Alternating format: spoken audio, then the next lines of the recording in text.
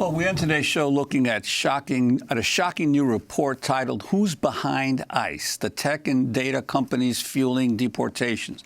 The new report by Mi Gente, the National Immigration Project, and the Immigrant Defense Project details how corporations like Amazon, Palantir, and Microsoft are profiting from and expediting President Trump's incarceration and deportation operations. Currently, about 10% of the Department of Homeland Security's $44 billion budget is dedicated to data management. The report is being published as new documents obtained by the Project on Government Oversight show that Amazon is pushing the U.S. Immigration and Customs Enforcement to start using its controversial facial recognition technology that could identify immigrants in real time by scanning faces in a video feed. For more, we go to Phoenix, Arizona, where we're joined by Jacinta Gonzalez, an organizer with Mi Gente, a national political hub for Latinx organizing, which co-wrote the Who's Behind ICE report. Jacinta, tell us what you found.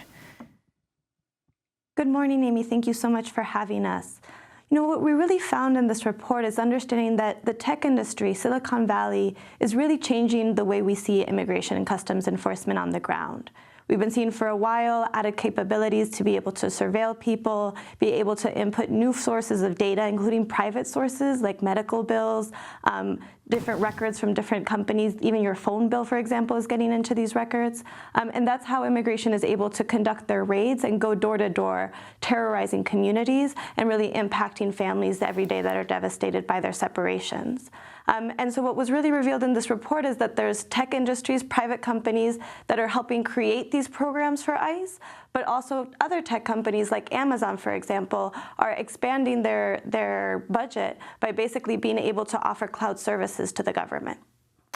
Yeah, and could you talk about this, the disproportionate impact that Amazon now has on cloud services for government agencies?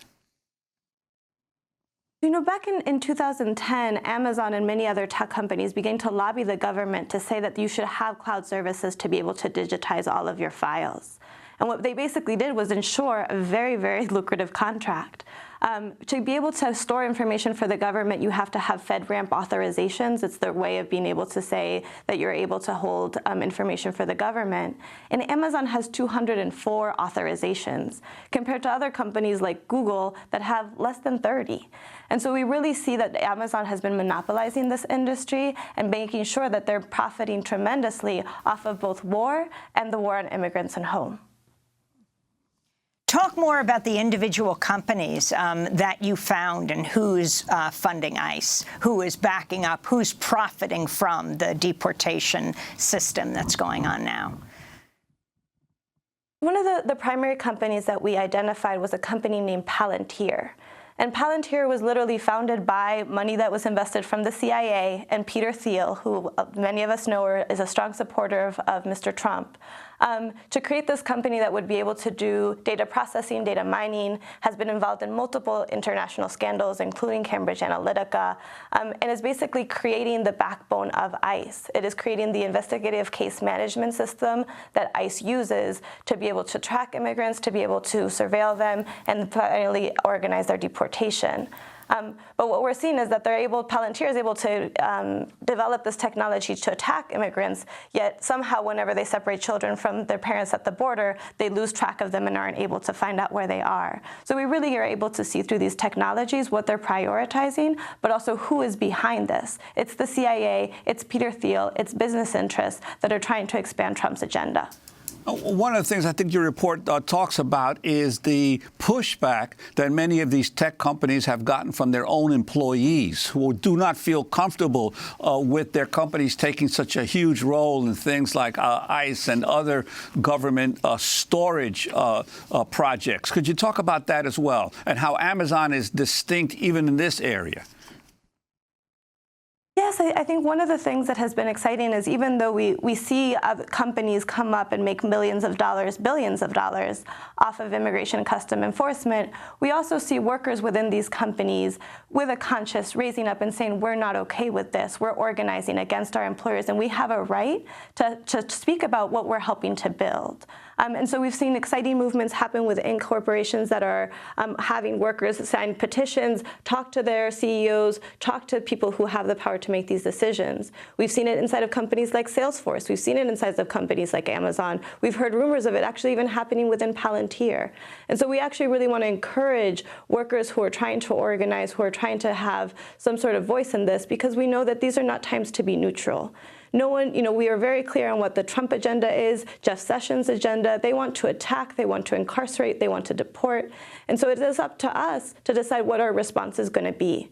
And we really want to make sure that people are not being compliant inside of the companies that are helping set up these infrastructures, and not compliant with the racist enforcement regime that is being imposed. But we have ways of changing it. Can you talk about the sharing of biometric information with the Mexican government, these corporations doing that, Jacinta? Yeah, so there's many companies like DevTech Technologies that are actually developing technology and have contracts in Mexico to be sharing data. And so we see it on some levels inside of the Mexican Institute of Immigration, sharing information, but we've seen even more concerning contracts where there's trying to share information that's coming from voter records in Mexico, the voter ID cards, being able to share that information. And so we see through the Plan Mérida, Plan Frontera Sur, other militarization programs that the U.S. has been imposing in Mexico. They've been investing also millions and billions of dollars into the development of technology to be able to track and control migrants. And that's what's leading the crisis that we have now.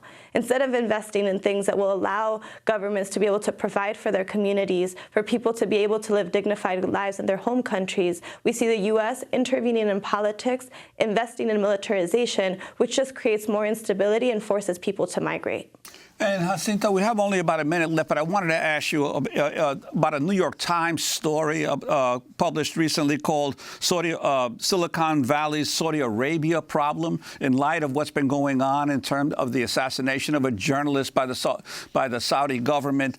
This whole issue of Saudi Arabia investing heavily in Silicon Valley through the Japanese company SoftBank. Yep. I mean, what we're seeing now more than ever is we have corporations in Silicon Valley and other places in the world that are amassing more power, more money, more information than anyone else has. I mean, Amazon at this point literally knows what your favorite type of blender is and is holding your entire police file. We have to be able to have more accountability from these corporations. We need to be able to ensure that they are respecting basic human rights. And if the government isn't willing to step up to do it, we know that workers inside are going to be able to organize, and also the general public is able to push back on them.